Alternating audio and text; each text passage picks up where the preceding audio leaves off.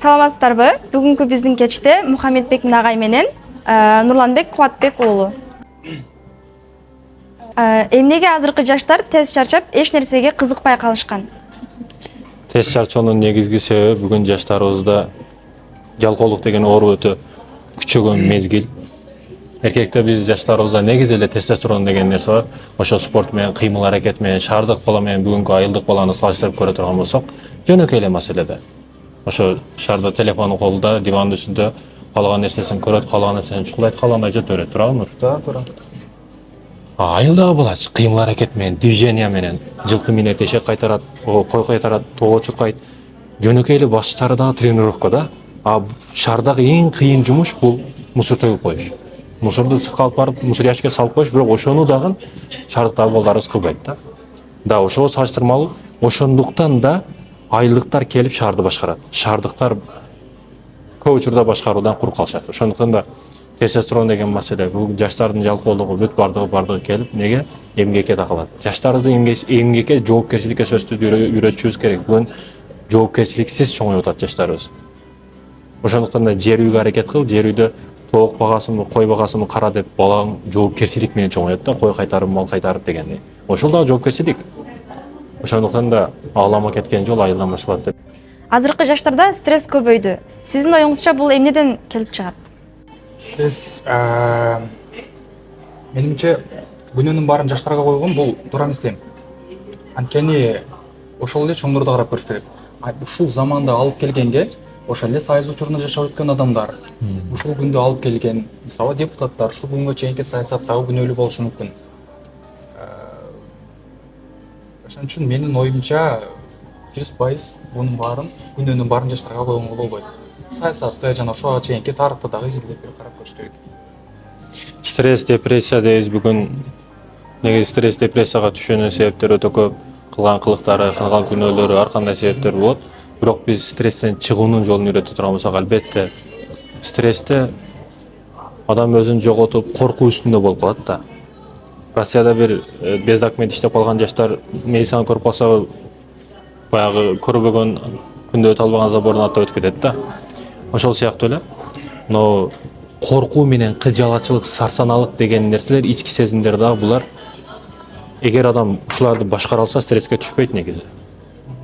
Ушул нерселердин негизинде, катуу коркуунун негизинде коркуу башка себеп болуп стресске түшүп атат. Негизи жүрөк, жан дүйнө толо болсо, жан дүйнөбүз толук боло турган болсо, биз эч качан стресске түшпөйбүз. Самолетто чыккан адам корко берет. Мен самолетто авария болуп кетсем, башка болуп кетсем, жарылып кетсем, башыбызда бир эле өлүм бар, Кудай жазган өлүм баары келет да. Биз самолетто жарылып өлүп, анан кайра тирилип келип, биз жерде өлүп кете албайбыз эч качан. Экинчи шанс берилбейт. Ошондуктан коркпошубуз керек, стресске түшпөшүбүз керек. Жаштар бүгүн стрессте чындыгында. Көп жаштар стрессте. Стресске тыгып коюп аткан ушу компьютер, телефондор болуп атат бүгүн бизде. Телефону мынандай 30 сантиметрге жакын, ушундай да. Телефон менен жашап, телефон менен төрөлүп, телефон менен Кудайым сактасын. Стресстен арылуунун жолу ушул. Кээ бир техника болсун, башка болсун, булардан сактанышыбыз керек. Туура максатка коюш керек. Да. Максаттын жоктугу. Максаттын жоктугу. Сел болуш керек. Туура. Бүгүн жаштарыбыз жолун таппай калган. Максатсыз, көп жаштар максатсыз. Университетке келген, ата-энеси диплом алып окубасаң болбойт экен балам деген үчүн окуп атат да көп. Плюс жоопкерчилик. Да, жоопкерчилик жок. Эптеп бири-бирибизди алдамай, бири-бирибизди эме. Кудай сактасын. Депрессия менен жалкоолуктун байланышы кандай? Бири-бирини күчөтөбү? Да, жалкоолук бүгүн өтө күчтүү, мындайча айтканда, оригинал оорулардын бири жалкоолук. Биз бирок жалкоолукту ар тараптуу карап көрсөк болот. Жалкоолук бар, бирок акылдуу жалкоолор дагы бар дүйнөбүздө. Мисалы, бир жумушта баягы Стив Джобсту атын унутуп атам, кимиси айткандай, мен оор жумушумду ушу жалкоо адамга тапшырам, ал оңой жолун ойлоп табат дейт да, ушу нерседен чыгып кетүүнүн оңой жолун ойлоп табат дейт. Бул акылдуу жалкоолор десек болот. Любой нерсенин техникасы менен, башкасы менен оңой жолун иш-чара менен уюштуруп берет. А бирок биздикилер акылсыз жалкоолор болуп атпайбы? Жейт, ашказанды 3 бөлүнгө бөлүш керек, бүт бардыгын лагман, башка тамактарын жеп, уктамай, телефон чукмай, албетте бул өтө күчтүү оору болуп эсептелет. Жалкоолуктан чыгуу, жалкоолукка кирүү себептери көп, бирок жалкоолукка чыгуучу Биз күн сайын күрөшөбүз. Мен жеке Мухаммад болсом, Мухаммад менен күндө күрөшөм. Мухаммад болуш үчүн күндө күрөшөм мен. Күн сайын өзүмдүн эрежелеримди, күн сайын өзүмдү мажбурлап кылам. Жалкоолук менде дагы бар, Абдушкур ажыда дагы бар, Гитлерде дагы болгон, Сталинде дагы болгон. Бардыгында 24 саат убакыт бар, бардыгында сен сыяктуу нафсы бар, каалоосу бар. Сен сыяктуу ойноп көрсө болот, бирок неге тыйылып атат алар? Неге күн сайын бир нерсени программаны кайра иштеп, мечтасына аракет кылып атат? Демек, бул жерде башка нерсе бар. Биз сенде бар жалкоолук, экрандын аркасынан көрүп турган жаштар, сенде бар жалкоолук, бизде дагы бар. Биз да күндө күрөшөбүз ал менен. Күрөшмөйүнчө сен жеңбейсиң. Сыйкырдуу таблетка жок жалкоолуктан сактап кала турган. Ушундай. Көп жаштар аракет кылбайт, анткени коркот. Бирок корккон адам кантип жетишет? Адам кантип жетишет? Ийгиликке жетишет. Ооба, ийгиликке жетишет. Коркуу да, коркуу бардык адамдарда бар. Коркуу жеке менде дагы, башкада дагы. Бирок коркуунун түрлөрү дагы бар. Кошунабыздын күчүгү кулап калса башка коркуу. Бирок алдыбыздан досубуз деп чочутуп коюшу мүмкүн. Бул чочуу, бирок негизги коркуу кимден болуш керек? Бүгүн көпчүлүгүбүз камера бар жерде күнөө кылбай. Европада мисалы камера ар бир көчөсүндө барсаңыздар, Польшадан баштап Германия бардыгында камера бар, бирок камера бир бузулуп иштебей калса, бардык таланчылык, уурулук бардыгы башталат да. Биз камера Европалыктар камерадан корксо, бизди 7-кылымда келип пайгамбарыбыз эчак эле эки жагыңда периште бар, Кудай бар деп үйрөтүп кеткен бул маселени. Коркуу, чыныгы коркуу качан бизди Кудайда жаратканда боло турган болсо, биз пенделерден башка эч кимден коркпойбуз. Көзгө көрүнгөн нерселер бизден коркот, качан биз жараткандан корксок. Жаратуучулардан коркпошубуз керек. Жаратылгандардан коркпошубуз керек. Жаратуучудан коркушубуз керек. Ушул нерседе бир кошумчалап айтып кетейин. Коркуу адамдын главный минустарынын бири болушу мүмкүн. А эгерде коркууну туура пайдалана билсе, ал плюс болот. Да. Мисалга, мага бир студент учурунда мен айылдан жаңы келгем. Апам мени кыйнап эле бир орус группага киргизип койгон. А мен орус эжеден аябай коркчу элем. А мектепте мен эч качан уйкуга бир мектепке өзүнүн учурунда барган эсим дайым уктап калчу. Ошол эжеден коркконум үчүн мен дайыма эрте турганды үйрөнгөм да. Значит, мен минусум кийинчерээк плюска айланган. Да, туура. Чын. Плюска айландыр деген сөз да. Просто коркуудан пайдалан деген сөз. Чын. Мен эжеден коркконум үчүн эрте турганды үйрөндүм. Ооба. Ошондой сөз. Айылдан келген эмелер дагы, студенттер дагы шара келген учурда айылга кантип шермендечилик менен барам, университеттен айдалып кетти, мектептен айдалып кеткен деген нерсе оор дагы коркуу аларды башкарып күчтүү аракет кылышат. Да, эгер коркууну туура пайдаланса, туура бул нерсе. Армияда дагы командирлер кичине коркутуп койсо, солдаттар катуу чуркап, катуу тренировка кылып берет. Да, эгер коркууну, кыжалатчылыкты туура жолго пайдаланса, бул өтө күчтүү күч, башкарып болбой турган күч. Адам качан сарсана болгондо, кыжалат болгондо, катуу корккондо өзүндөгү билинбеген күчтөр сыртка чыгат экен да. Эгер аны туура пайдалана билсе, коркуу жакшы нерсе. Эгер ушул коркуу дайым жараткандан болсо, биз көп нерсе кылып коюшубуз мүмкүн. Эл эмне дейт деп жашоо адамды канчалык артка тартат? Эл эмне дейт? Жеке биз тууралуу күндө ар ким ар нерсе дейт. Мен ачыгын айтканда Рахматуллах Чоосазовский айтат эле, эл эмне дейт башка аларды көз жумуп койгула эчак эле. Ит үрөбөт, керебен жүрө берет. Биздин мурда динге, иманга, исламга кызмат кылам дегендер, Кыргызстанды өнүктүрөм дегендерге ар дайым ташатуулар болгон. Бизге дагы сөзсүз түрдө болот. Эгер болбой калса, бизге эч ким сүйлөбөй койсо, эч ким бизге ташатпай койсо жолубузга, жаман бирдекелери жазбай койсо, биз демек туура эмес жолдо кетип атабыз. Себеби бирөө тозоктун ишин кылып аткан болсо, ага эч ким унчукпайт. Тескерисинче бейишке аракет кылып, бейишке башкалардан сүйрөп аткан болсо, шайтандан баштап бардыгы тескери чыгат. Ошондуктан биз токтобойбуз. Эл эмне дейт, эл ар дайым деген, мындан кийин дагы дей берет. Эң өкүнүчтүүсү кечээ жакында бир чоң энебиз, чоң апабыз бар эле, мен ар дайым сүйлөшүп турам айылда. Барган учурунда болсо неберелери бар, балдары бар, жетиштүү үй бүлөдө да булар. Анан пенсия да калат. Пенсия бир 30-40 миңдей алыш керек. Ошончо пенсия аласыз, өзүңүздүн акчаңыз бар, балдарыңыз акча берет. Неге жакшыраак кийинбейсиз? Чоң апа, чоң ата, эмне үчүн жакшыраак кийимдерди кийбейсиз? Эмне үчүн жакшыраак жебейсиз? Жок. Тирүү жаныбыз өлүм бар. Эл эмне дейт? Эртең биз өткөндөн кийин балдарыбызга жүк болбойлу. маареке кылыш керек, кой союш керек, элди чакырып аш бериш керек, башка маселелерди айтты. Ишенсеңиз ошол учурда көз менен жаш мөлтүрөгөн жаштар агып кетти да.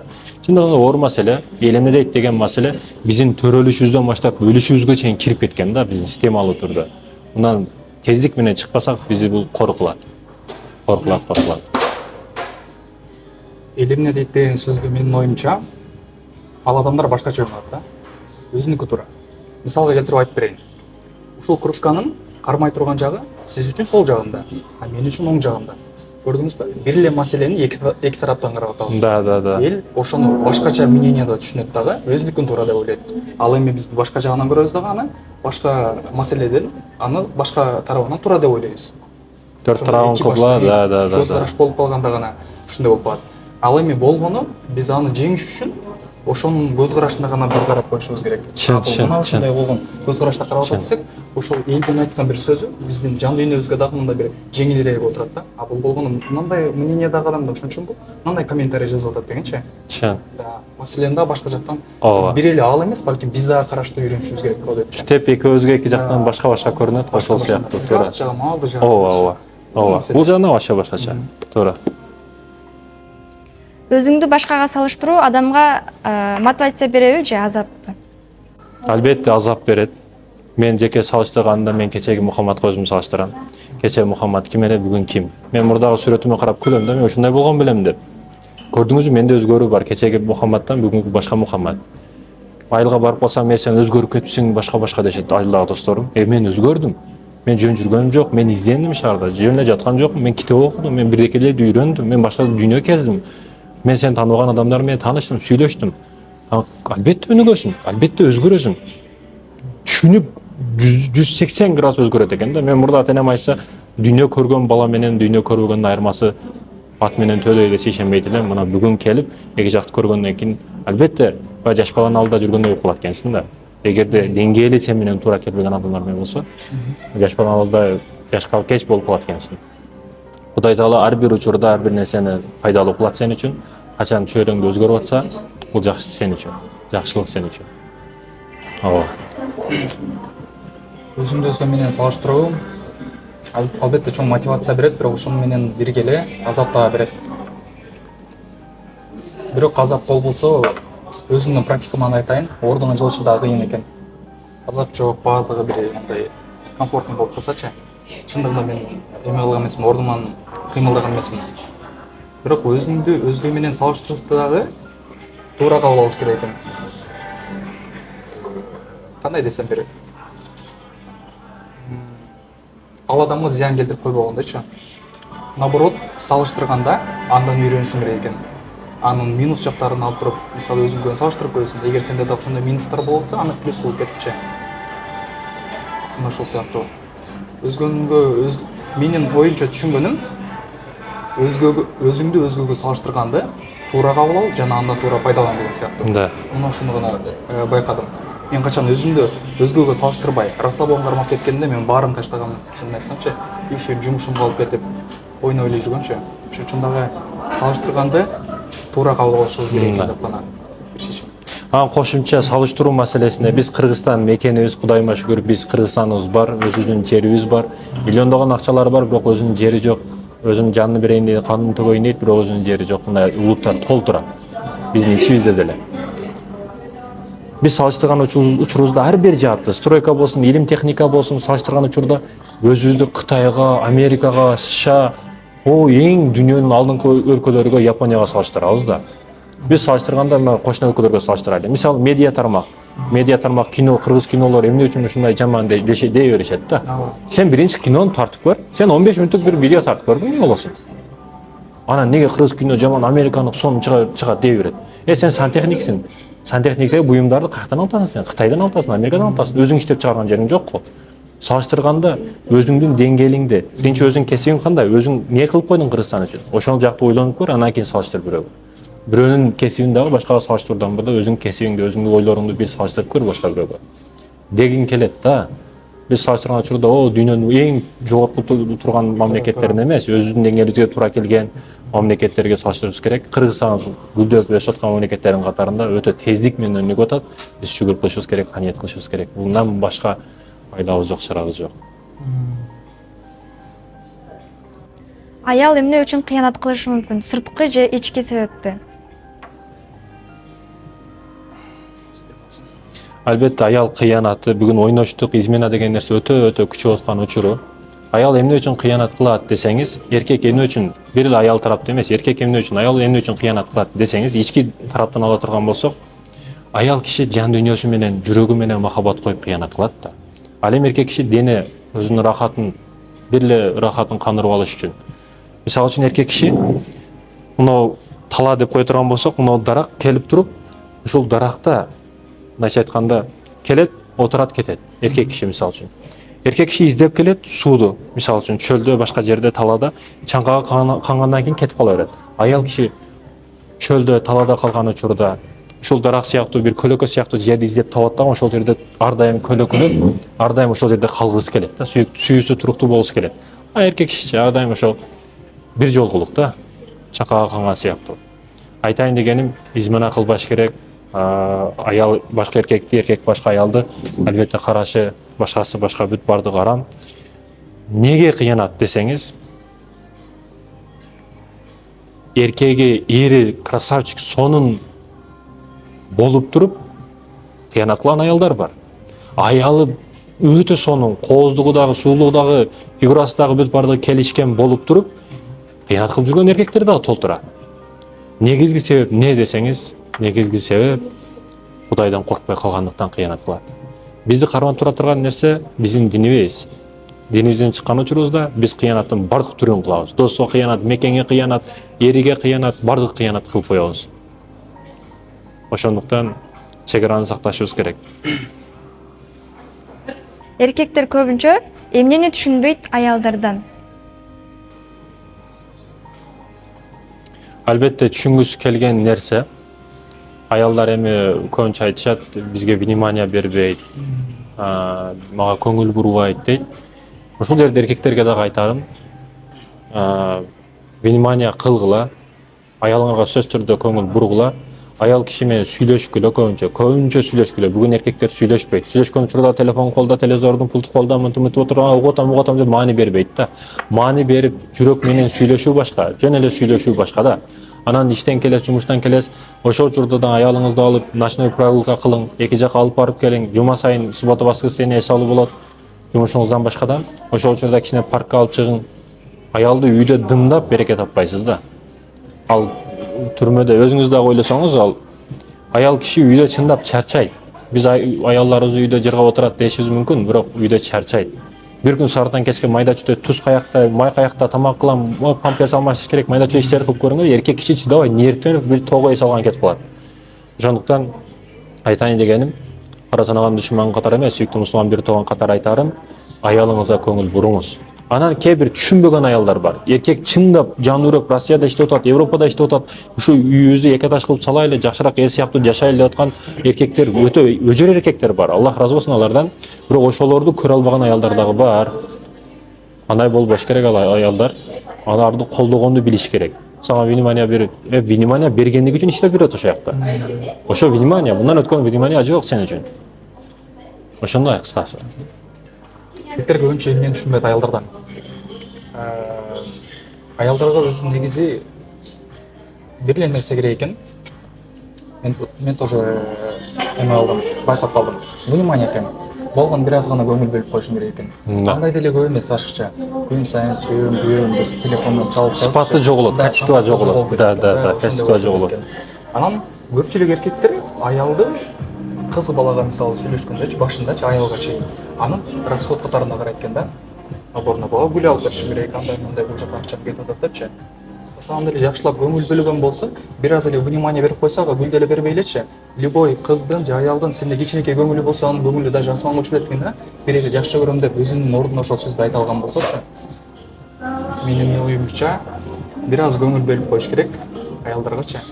Анан расход эмес, мүмкүн болсо доход катарына караш керек. Анткени көңүл бөлгөндөн кийин алдагы сөзсүз түрдө сага бир кыйынчылык келгенде поддержка чыгат жакшы сөздөр мененчи. Ооба Нурлан, ушул жерде эң туура айттың.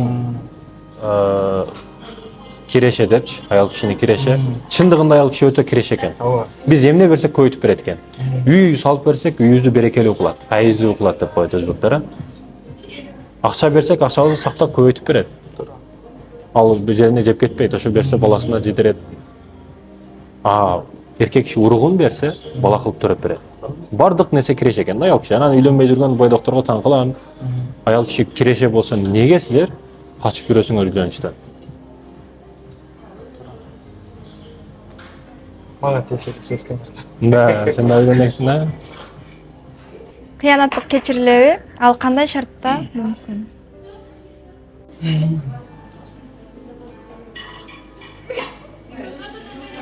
Кыянатты кечирген эркек, кыянатты кечирген аял.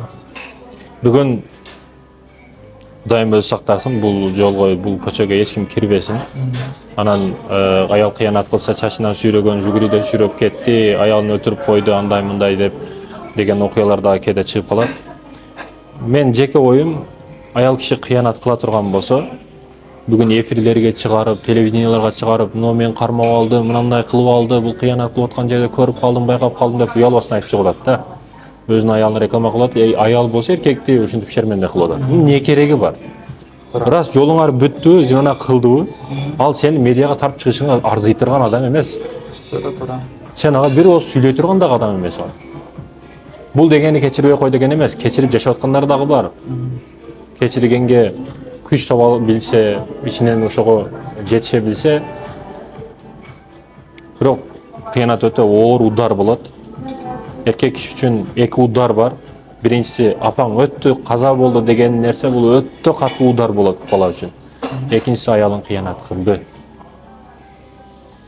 Аял киши үчүн бир удар болот жашоодо. Эң күчтүү удар не десеңиз, күйөөңдүн ойношу бар экен. Башка деген маселе аял киши үчүн өтө катуу удар болуп эсептелет. Бул ударлардан Кудайым өзү сактасын.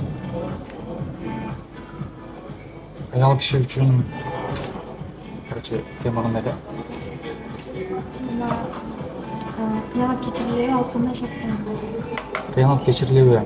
Кыянат албетте менимче буну кечире алган адам психологиясы күчтүү адам болот. Дин жагынан түшүнгөн, билген адам эле кечирбесе, билбейм, жөнөкөй адам менимче буну кечире албайт деп ойлойм. Кыскача жооп ушул. Үй бүлөдө эки аялдын тиреши үйдү бузабы же бекемдейби? Эки аялдын тиреши. Эки аялдын деп сиз кайнене менен келин айтып атасыз. Ооба.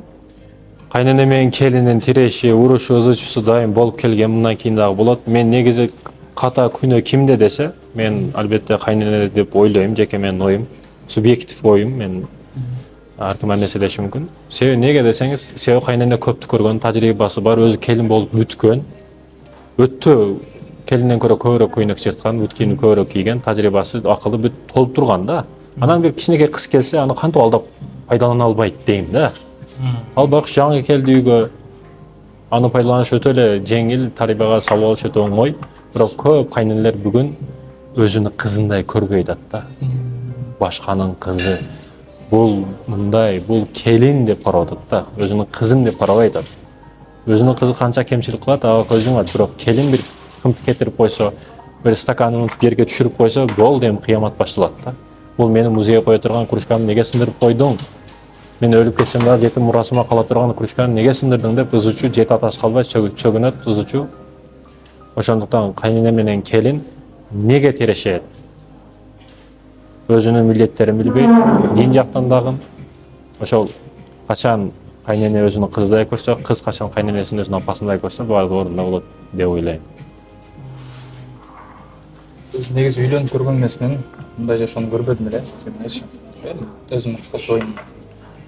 Кайнене менен келин, эгерде мен үйлөнгөн болсом, мисалы, мен алган кызды апама жакпай, кабыл албай кала турган болсо, мен жоң гана аялымдан кечпеген болот элем да. Потому что аны алдым, үйлөндүм ужечи. Башка бири үй салып же болбосончу, башка жагыначы. Экөөнү эки башка кармаганга албетте аракет кылат элем. Экөөнү жабыштырбайчы. А эгерде, конечно, бири казанда эки кочкордун ашы кайнабайт дегендей, эки койдун дегендей. Ошон үчүн Мен ойлойм, бул жерде бир эле экөө бири бирин түшүнүш эмес, эркек дагы өзүнүн аракетин кылыш керек депчи. Болду, Да. экөөнү ажырашыш керек ортодон түшүнчү. Апасындай, аялын аялдай мамиле кылыш керек. Анткени мен ойлойм, эркек үчүн апасы аялдын ордун басып бере албайт, аялы апасынын ордун басып бере албайт. Ар бирине өзүнчө мамиле кылыш керек депчи. Ошондо менимче билбейм, балким экөөнүн ортосуна дагы бир кайнене менен келиндин ынактык пайда болобу депчи. Да, ушул учурда айтып койбосом болбойт. Кайненелер өтө катуу кызганат да. Келин келгенден кийин ушундай окуялар азыр болуп аткан, ошо суроо жооптордо келип аткан маселелерди айтып атам. Кайненеси келип уялбастан ошо ортосуна жатып алат жаш жубайлар. Ортосуна жатып алат, кызганат, ал кылат, бул кылат, бул менин балам дейт. Ооба, сен 20-25 жыл бактың тарбияладың, аны берип коюш кыйын. Бирок эми ал болду, бойго жетти. Ал жынысы башка, ал сеники эмес эми. Кызганычтын дагы, алтын бериштин дагы чек арасы болуш керек да. Ошондуктан урматтуу апалар, келиниңизден кызганбаңыз. Жаштар азыр калпак кийбей калган. Бул модабы же маданий алысырообу? Калпак неге жаштар кийбейт десеңиз, азыр калпагым бар эле. Калпак неге кийбейт десеңиз, могу режиссерлорубузга өтө таң калам. Баняга барып аткан кыргыз. Чөп барып атканда мындай кылып чөп барып аткан кыргыз. Бассейндеги кыргыз кылып, мындай кылып, аркандай кылып кийгизет да калпактарды. Анан бирөө кийеби калпакты. Атайын калпак күнү, кийүү күнү деп белгилеп атабыз. Атайын тойлордо, марекелерде, өлүм житимде гана ушу калпактарды кийип атканыбыз өтө өкүнүчтүү. Калпак сөзсүз түрдө кийишибиз керек, ар дайым болуш керек. Калпак мен өтө көп аракет кылам, ушу башка өлкөлөргө барганда дагы калпак кийгенге аракет кылам. Мен сыймыктанам калпак менен. Кыргыз болгондон кийин ар бир адам сыймыктаныш керек. Бизге себеп кээ бирөөлөр айтат, манас жалган деп. Бул жалган эмес. Макул, сен жалган деп ойлогон тагдырыңда дагы сенин маданиятың, адеп аклагың, каада салтың бүт бардыгы манастын ичинде болуп атпайбы? Неге жалган дейсиң? Неге калп дейсиң сен? Бул сыймыктана турган маселе. Анан ошо кино тарткандарга, видео кылып аткандарга калпак менен ойношпойлу. Бул улуттук баш кийим болуп эсептелет. Мындай маселеге аяр мамиле жасашыбыз керек. Бул ата бабаларыбыз, бул калпакты билесиңби ким кийген? Менмин деген алымдар кийген. Чубак устаздай күчтүү алымдар кийген. Бул калпакты менмин деген Семетей Сейтек атабыздан баштап бүт бардыгы кийген. Жеңи жоктон Молдо Нияз, Молдо Кылыч бардыгы акындарыбыз кийген. Ушул калпакты кийип менмин деген бийликтерге барып түзмө-түз акыйкат, чындыкты комуз менен жеткирип койгон Токтогул атабыз кийген. Анан калпактан качып каяка барабыз биз? Урматтуу мекендештерим, ушул учурда айтарым, калпакты аярлайлы. Калпак биздин баалуу мурасыбыз. Баалуу. Бул жөнөкөй баалуу эмес, өтө баалуу. Калпак боюнча айта турган болсом, илгери биздин жаштыгыбызда эме болчу. 5-март дегендечи, калпак күнүндө барып, там эмелерден манас айтып беришет калпакты кийипчи. Азыр почти андай деле жок болуп калыптыр. Калпак күнүндө калпак баратын кылганбыз бизчи. Азыр почти андай деле жок болуп калыптыр. Мисалга алып карасаң, 2010-жылдан берека келген балдар почти калпактын эмне экенин даже билишпейт да. Мен ойлойм, мында биринчи болуп туруп, өзүбүздүн чоңдордо күнөө бар. Анткени баардык жогору кеңеште отурган адамдар баардыгына калпак кийгиле дегенибиз аны киргизишибиз керек. Киргизген күндөн баштап, хотя бы 1-2 жыл өткөндөн кийин адамдын мээсине сиңе баштайт да. Значит, депутаттар, сыйлуу, элдин башына, элди башкарган, элди кармаган адамдар гана булар кийет экен бул калпакты деп жаштар ойлоп калат. Ошо 2010дон бери төрөлгөн балдарчы. Кийин аларга калпакка аракет кылып баштайт депчи. Менимче азыркы бул учурда бийликтен аракет болбосо, элдин өзү көтөрө албайт го дейм калпакты. Анткени медиа тармактарын баары эле түшүрүп салды. Бириси баняга кетет, өзүңүз айткандай жанакындай өлүм житимге кийет, ар жактар. Мен ошо. Машина тюнинг бизнеске айландыруу бул канчалык реалдуу?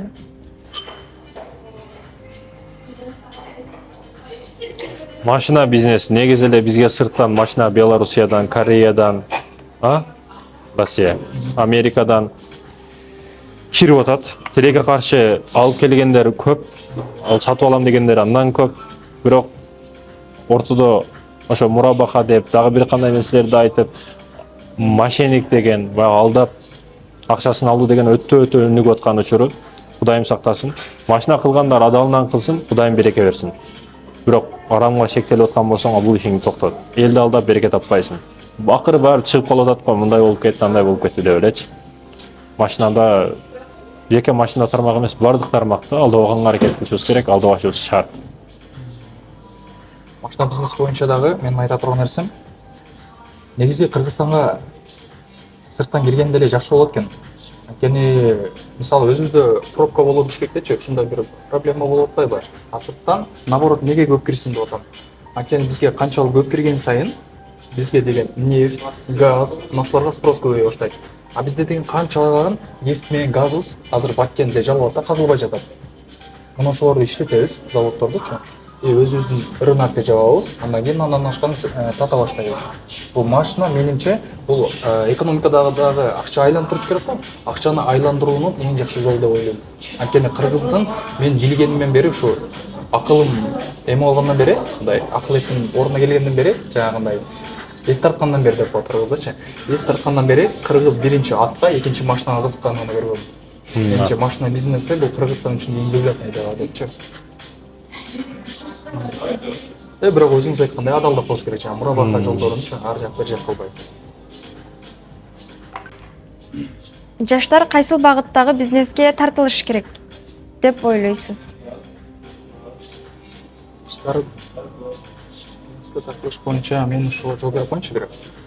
Жаштардын кайсыл бизнеске тартылыш боюнча бул медиа тармагы эң биринчи. Мисалы мен өзүм эле айта турган болсом, даже айына $1000 төлөп бергенге даярмын да өзүм компаниямдычы. Бирок ошого стоящий адамдардан жок, мындай бир сапат деген, ар жагын нормально кылып тартып бергенчи, регистрдарын чыгарып. Ал эми тартып берем дегендер болсо, конечно, сапатсыз. Бир калсаң видеосу эме болуп калат, тексти болсо обычный эле шрифттер менен жазып салат. Менимче жаштарга менден кеңеш бул медиа тармагындагы бизнес. Бул эң жакшы кирешелүү бизнес. Да. Медиа тармагы дейбиз, бул Нурлан чындыгында ушу 7 областка товар жеткизип, ушинтип бизнестерди кылат. Аллах разы болсун, ишиңе береке болсун. Айтайын дегеним, медиа тармак ушу бизнес жаатта бүгүн бизнести үйрөтөбүз. Ар бир нерсени бизнес кылып, курс кылып, эптеп карапайым элди алдап эме кылгандар. Жеке мага канчасы чалып жазышып, чогуу иштеше эле, сиз элдин көзүнө көрүнүп калгансыз, сизден пайдаланып, мындайча айтканда элди мен кантип сатам мени? Кайсы бетим менен китепте окуп аткан, мына окуп аткан нерсени элге акча кылып сатам мени? Ошо китептеги, интернеттеги нерсени бир файл, бир документ кылып алып, бир курс кылып ушуну сатышып атат. Кантип уялбай сатышат булар? Баягы айылдан келген бала, студент, аракет, мотивациясы болот экен, күчү болот экен дагы, курс болсо курс эптеп, анда досапада иштеп бирдеге кылып кыйналып табат дагы, эк колдоп берип ошолорго анан бизнесте жок, башкада жок отуруп калып атат да. Бүгүн бизнес ким үйрөтүп атат, аны аркасын изучать этиш керек, караш керек ар бир жаш. Кимден сабак алып атасың, кандай сабак алып атасың, маани бериш керек. Бүгүн курс алам дегендер аз, бирок берем, курс сатамын дегендер толуп кетти бүгүн, бизнес үйрөтөм дегендер. Жашоодо бир результаты жок, анан бизнесмен бардыгы. Ошондуктан ошол жаатты караш керек, артында эмне бар, эмне результаты бар. Бирок бул жааттан эле карап көрсөк адашабыз. Кээ бирөөлөр бар, медиа тармакта таанылган эмес, бирок тажрыйбасы өтө күчтүү, акылдуу устаттар бар, агайлар бар. Өзү кээде бизнеске анча күчтүү берилбесе дагы туура дал адаларан маселени тактуура айтып, бизнес жолун көрсөтүп коет. Бул агайлардан дагы сөзсүз түрдө пайдаланышыбыз керек. Мисалы үчүн Майк Тайсон агай ким болгон десек эч ким тааныбайт да. А бирок Майк Тайсон бардыгы тааныйт. Көрдүңүзбү? Таанылбаган адам таанылыктуу адамды чыгарып койду да. Бул жерде маани бере турган маселе ушул.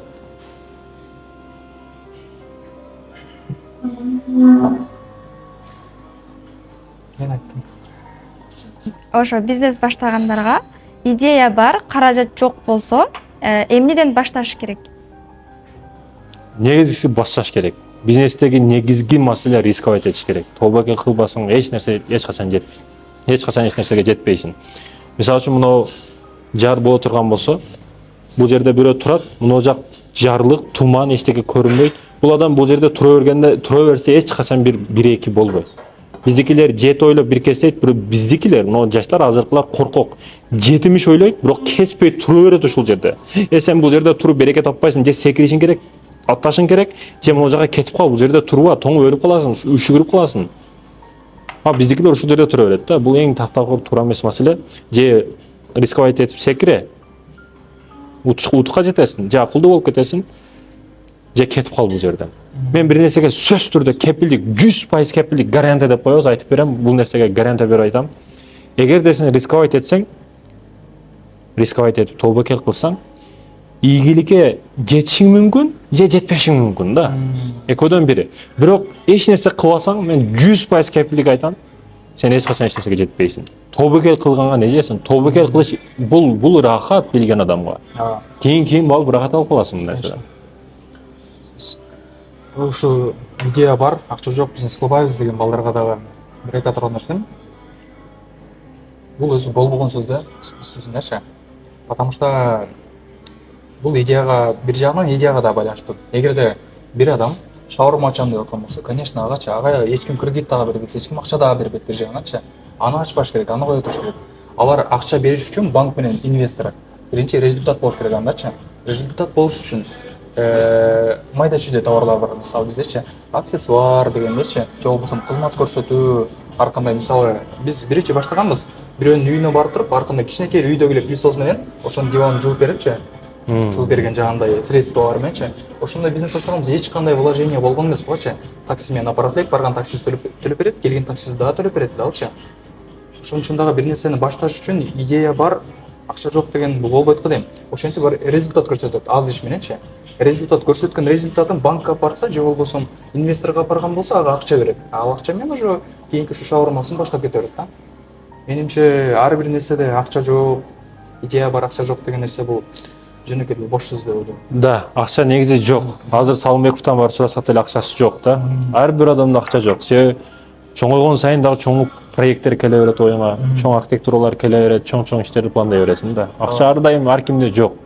Бирөөгө жалына турган заман эмес бүгүн. Эч качан бирөөдөн жалынба, жардам күтпө. Бул дүйнөдө жалгыз өзүңсүң. Ушуну бил. Кудайдан жардамды күт, Кудайдан жардамды сура, аракетиңди кыла бер бисмилладан.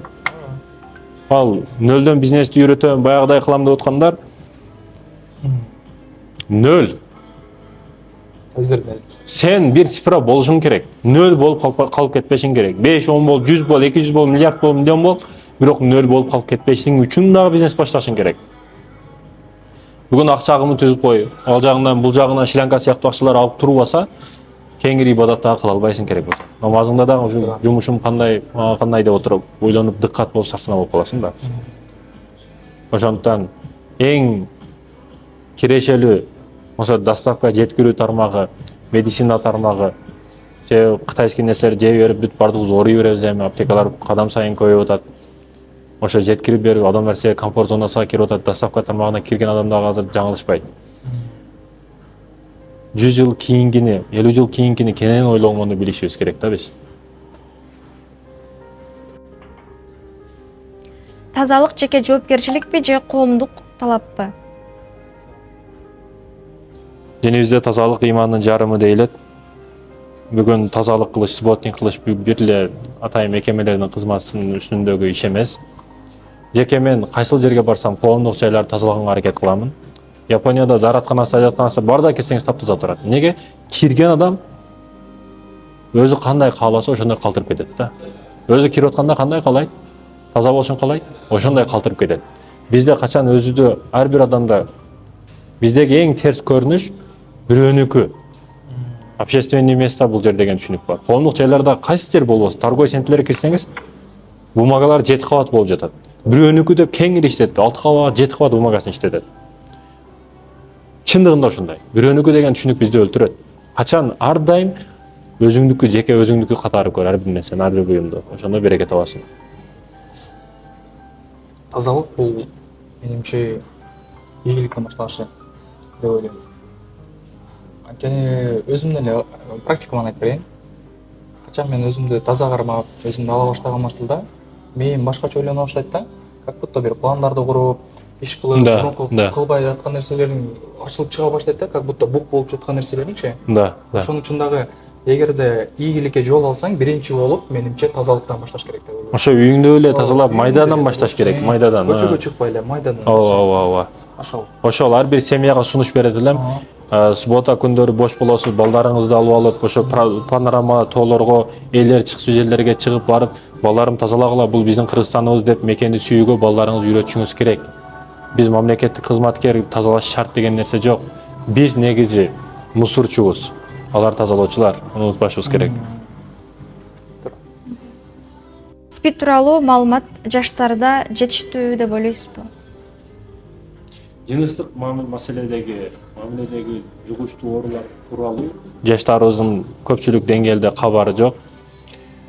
Кудайыма шүгүр бүгүн алымдарыбыз, устаздарыбыз сүйлөп, зынанын кесепеттери, бале күнөөсү бүт жаштарыбыз кенен маалыматы бар. Ошондуктан да зына тыйылып аткан, бирок ошол жыныстык жактан оорулар, жугуштуу оорулар эгер качан ошол СПИД, биз ойлоп атабыз СПИДке каршы дарылар, таблетка ойлонуп табылып атат депчи. Табылсын. Бирок андан да күчтүүрөөк сөзсүз түрдө бир вирус келет. Андан да күчтүүрөөкү келет. Себеби жыныстык жакка гарантия берип айтып койгон. Жыныстык жактан сөзсүз түрдө оорулар ал. Арам маселесинде бир бойдок жигит бар. Арамдан бир сойкуга, бир көчөдөгү кызга барды. Анын жан дүйнөсүнөн тынчтык алынат. Ал 5 сом бизнестен акча келип калса, кичине салышы мүмкүн, бирок жан дүйнөсүндө, жүрөгүндө бир чекит пайда болот, ал толбойт эч качан. Рахат, сиз айтып жаткан кайф, сиз айтып жаткан кыздар маселеси бул чекит сыяктуу. Биринчи чекитти коесуң, ошол чекит эч качан толбойт өмүр бою. Анан эстегениң сайын сарсана болуп, кыжалат болуп өлүп кетесиң да. Ошондуктан бул эшикти эч качан ачпагыла. Бул күнөө эшигин эч качан ачпагыла. Биринчи кызды көрөсүң, кийин ошол кыздагы рахатты башка кыздардан издеп өлүп кетесиң да. Башка кыздардыкы эч качан биринчи кыздардыкыдай болбойт. Бул маселеде, кыз маселесинде 40 аялы болду, 1000 аялы болду. Колун тийгизип койсо ошол кыз кабинетиге келе турган генералдар өткөн, башкаруучулар өткөн, бирок эч ким кызга тойгон эмес. Сен дагы тойбойсуң. Арака, аялга эч ким тойгон эмес. Тойбойт дагы, тойбойсуң дагы. Ошондуктан тыйылганга эмне жетсин? Азыр 8 миллиард эл болсо, анын жарым аял болсо, сен аялга, жарымга успет этпейсиң. Физически жактан дагы. Сен бирөөсүгө сөзсүз түрдө канаат кылып жашаганга мажбурсуң. Ошондой. Ошо ВИЧ СПИД боюнча ушундай маалыматтар боюнча айтып аткан болсом, негизи менин маалыматым жок бул боюнчачы. Мен ушуну берип аткан мамлекетке дагы бир таң калам да.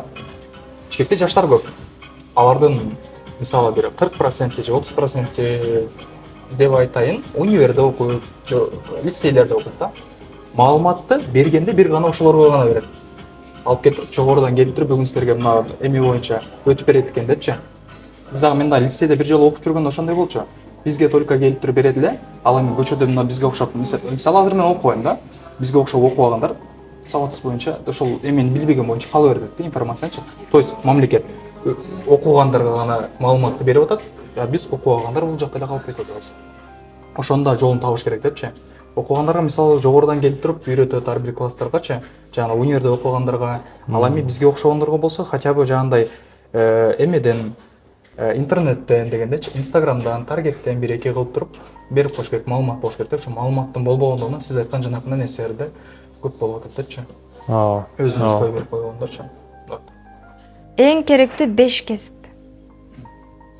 5 кесип ошо биринчи эле медицина тармагы себеби бүгүн адамдар жалкоо, анан жеген тамактарга эч бир маани бербейт. Да, правильный питание деп спортко бараткандар бар, бирок азчылык деңгээли түзөт. Ошондуктан медик врачтарды көбөйтүшүбүз керек. Бүгүн аялы курсагында боюнда болуп калса, барса, ал жерде төрөтө турган адам мындай гилтейген өгүзө эркек чыгып келет да. Ал жерде аял туруш керек негизи. Ошондуктан кыздарыбызды окутпай биз өнүкпөйбүз. Кызыңды сөзсүз түрдө окут, бирок керектүү кесипти окут. 20 эркектин ортосуна тыгып койбо. Окубагандыгы үчүн кыздарыбыз кор болуп заправкада түн 2-де колдору титиреп бензин куюп отурат. Кыздарыбыз окубагандыгы үчүн кор болуп атат. Базарларда ар жерде прачки сатып. Окуса мугалим болуп мектепте жаш балдарга сабак берип жыргап жүрбөйбү? Ошондуктан окутушубуз керек, кыздарыбыз сөзсүз түрдө. Окутуш керек. Ошо медицина тармагы болсун, ошо мугалим тармагы болсун, окутушубуз керек. Не экен? Медицина тармагы. Экинчи жеткирип берүү тармагы, доставка тармагы, ушул жактар өтө өнүгөт. Себеби комфорт зона адамдар комфортко көнө берет. Бул экинчи маселе. Ал эми үчүнчүсү сөзсүз түрдө аракет кылып бир кошумча жактан дейбизби? Бир жеке бизнесиң болуш керек. Бир магазин ачып коесуң. Той кылган ордуга бир магазин ачып кой 500 миңге. ошол да бир киреши болуп турат да, сен үчүн киреше булагы болуп турат. Бул үчүнчүсү сөзсүз түрдө бир кошумча бизнесиң болсун. Ал макул өзүңдүн жумушуң медик болсун, өзүңдүн жумушуң военный болсун, бир кошумча бизнесиң болсо, ал акча эч качан ашыкчалык кылбайт да, мекендешим. Акча ашыкчалык кылбайт. Ал эми төртүнчүсү, сен бекерчиликти ойлобо. Бүгүн трейдинг деген нерселер чыгып атат. Адаларым маселеси күмөн да бул жерде өтө. Күмөн иштерге кирбе. Өзүңө, коомуңа пайда бере турган бир кесипти үйрөн. Өнөр аркылуу өзүңө дагы, башкаларга да пайда бересиң да. Ошол эле учурда айтарым, бирөөдөн эч качан күтпө. Баягы мисалы Египетте миңдеген студенттер медресе жааттан миллиондогон суммалар кирип, Кудайыма шүгүр окушуп атат жаштарыбыз. Бирок ошол эле учурда кызмат салыштыруу болот да баары бир. Мисалы баягы Канназар ооба, ошо бала Аллах ыраазы болсун, ушу байкебизге өтө карасаң кино тартып аткан, бир карасаң китеп чыгарып аткан, бир карасаң ошентип сүйлөп аткан, бир карасаң мындай кылып аткан. Ал кечиресиздер ушу сөз айткандыгым үчүн 1000 медреседе Египетте окуган баладан көрө бир ошол өзү көбүрөөк кызмат кылып коюп атат деп ойлойм мен жеке өзүм. Себеби өтө тынбайт да ушу бала, өтө таң калам. Аллах ыраазы болсун. Анын соопторун Аллах Таала ахиретте эселеп берсин. Бешинчиси, мекендештерим, акыретти ойлошубуз керек. Сенин таап аткан наның адал арам маселесиге биринчиден маселесин орунга кой. Адал арам болсун, адалы болсун, арамы болбосун. Себеби арамдыкы напору өтө күчтүү болот, адалдыкы жай келет. Бирок Кудай Таала арам маселесине напор арканды узун таштап коет, тартканда эртең тешип өтүп кетет бир жериңде. Ашчасы менен чыгып кетет, Кудайым өзү сактасын. Ошол 5 кесип. Мен айта турган болсом, адамдарга 5 кесиптин деле кереги жок. Бир эле нерсе бул өзүңө жаккан нерсени эле тандап айтмакмын. Анткени менин апам лицейге бир ал учурда жаш болчумун. Даже бир 16 жашта болсом, бир 17 жаштачы. Өзүмө жаккан токен инженерный эмесин бюджеттен контрагын кымбат деп, обычно эле поварга бюджетке киргизип салган да. Еще тем более орус группага киргизген. Ошол жерде 3 жыл окудум. Эки эле сөз үйрөндүм. Здравствуйте деген сөздүчү. Я здесь. Ошол эле сөз. Калган баарын даже кыргызча эле сүйлөйт элек. Ошон үчүн дагы 5 кесип эмес, мүмкүн болсо өзүңө жаккан кесипти гана танда депчи. Аягында айтарым, Аллах үчүн аракет кылгыла. Жаштар бүгүн үмүтсүздүккө эч качан түшпөгүлө. Бүгүн доставкада иштеп атасың, кыйналып, бүгүн официант болуп иштеп атасың, кыйналып, сен өткөн көчөлөрдөн биз дагы өткөн адам катары аракетиңди токтотпой эч качан. Игилик үчүн, максатың үчүн, мечтаң үчүн аракет кыл. Өзүң үчүн күрөшпөсөң, өзүң үчүн өлүп жетим деген сөз эң туура сөз. Бул үчүн аракет кылбасаң, өкүнүү деген азап сени кыйнап өлтүрүп кетет.